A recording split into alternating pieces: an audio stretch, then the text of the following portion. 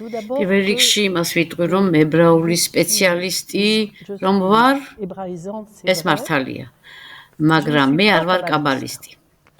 კაბალისას ვიზიარებ მხოლოდ და მხოლოდ მის აღფრთოვანებას ებრაული ასოების მიმართ.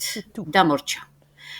ჩემი აღფრთოვანება დღემდე ძალაშია, რადგან სულ უფრო მეტად ხვდები, როგორ განასახიერებს თითოეული ებრაული ასო ღვთაებრივ სიტყვას.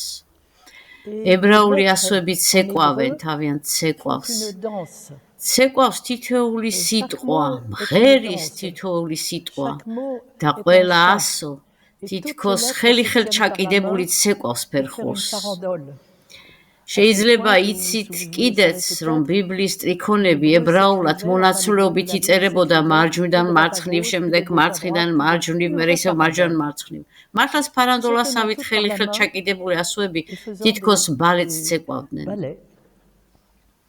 ასე იყო იმ დღემდე, ვიდრე დაახლოებით ჩვენ წელთაღრიცხვით მეორე საუკუნეში, ანუ საკმაოდ გვიან, სტრიქონების სიტყვება დაჭრეს ისე, როგორც ესმოდათ ტექსტი. მაგრამ სიტყვებად დაჭრა სრულიად სხვადასხვაგვარად შეიძლება და თითოეულ შემთხვევაში ცეკვა სხვა მნიშვნელობას იძენს.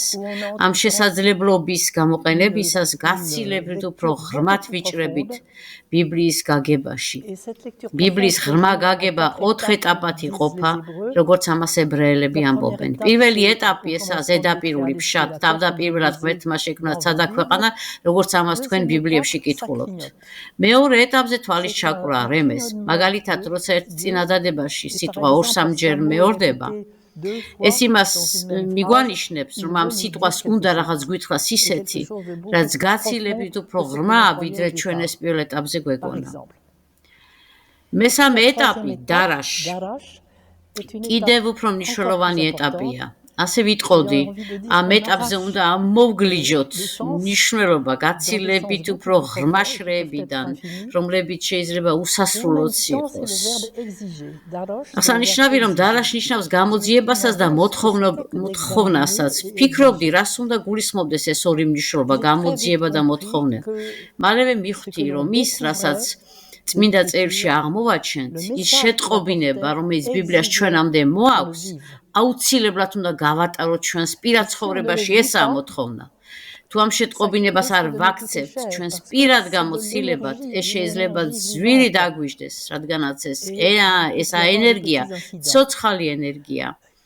მაშა სადამე ჩვენ ვდგავართ ძალიან დიდი ცხოვრებისეული მოთხოვნის წინაშე და თქვენ, ვინც აქ ხართ, ამ სიტყვების მოსასმენად მოსულები, რომლებსაც გაგიზიარებთ მე და ბასარაბ, იცოდეთ, რომ თვით ამ სიტყვებში დევს მოთხოვნა მათი შესრულებისა, ამ შეტყობინებისა. მენტალობით ვერ ჩაწვდებით მას.